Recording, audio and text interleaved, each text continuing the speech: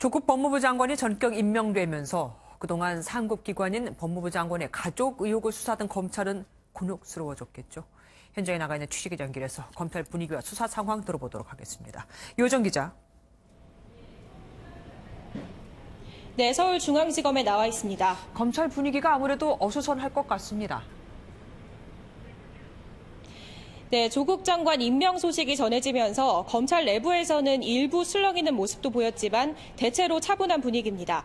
한 현직 검사가 어제 검찰 내부방에 검찰의 편파 수사와 정치 개입이 부끄럽다는 글을 올리면서 비판 댓글과 함께 어수선한 분위기도 있었습니다.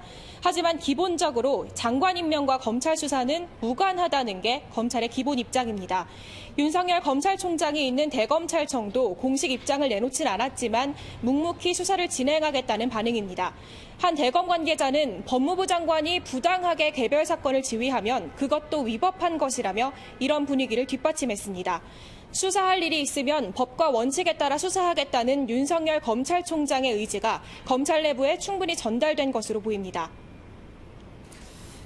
임명 전 법무부 장관의 가족이 기소된 건 처음 있는 일이잖아요. 조 장관의 부인 정경심 교수에 대한 소환 조사는 어떻게 진행이 될까요? 네, 조국 장관 부인인 정경심 교수에 대한 소환 조사는 불가피해 보입니다.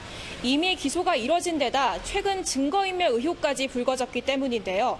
표창장 조작 혐의 외에 사모펀드 등 다른 의혹들에 대한 수사도 속도를 내고 있어 혐의가 추가될 가능성도 있습니다.